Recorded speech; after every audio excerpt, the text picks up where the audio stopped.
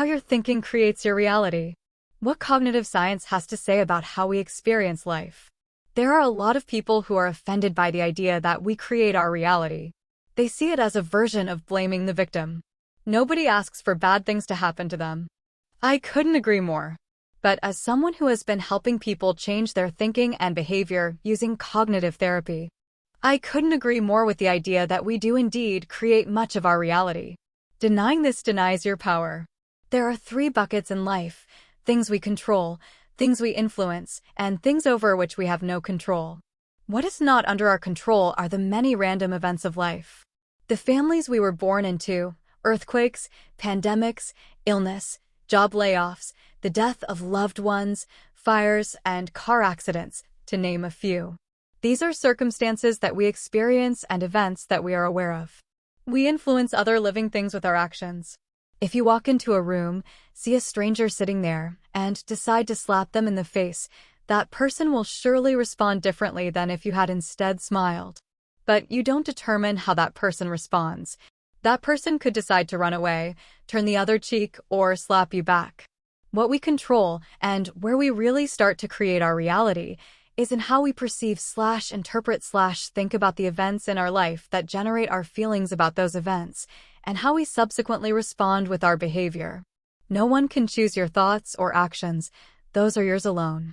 If your significant other breaks up with you and your thought is, "I will never find anyone else to love me again," then you will likely experience some very negative emotions like depression. And you're likely to engage in behaviors consistent with these feelings, such as staying in bed.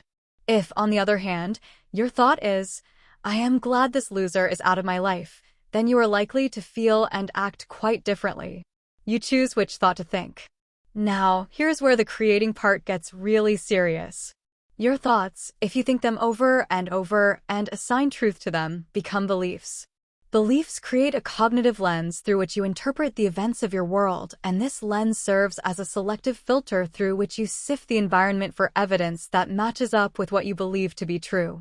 For example, if the belief you form when your partner breaks up with you is, "I'm not attractive enough," and then you go to a party where 10 people tell you that you look great and one person says your outfit is interesting, you are likely to go home and fixate on the interesting comment.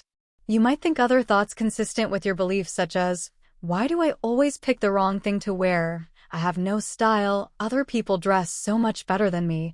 I must look like such a loser. No wonder my ex dumped me." The other 10 people who said you look great might as well have not existed. You only took in the evidence from the environment that was consistent with your belief, which then reinforced your original belief that you are not attractive enough. Because the brain's selective filtering system, often referred to as priming, works on an activation/inhibition model.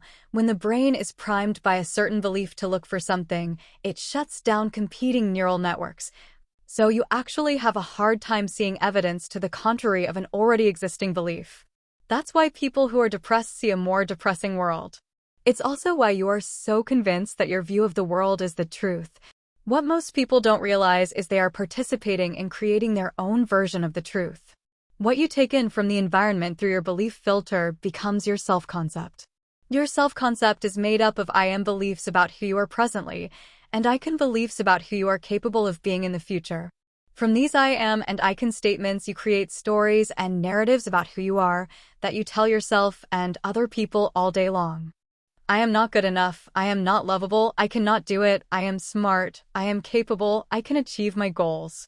You are the main character in your story, and you write the script based on your self-concept that is largely self-created. You write the story of what you think is likely and/or possible based on what you believe is true, and then you take actions consistent with those expectations. When you act on what you expect will happen before it actually happens, you participate in creating the experience. For example, if you don't have a positive self-concept and you fear rejection when you go on a date or go to a job interview, you are not likely to present your best self by acting calm and self-confident. You are likely to be anxious and act in a way that is more likely to result in rejection.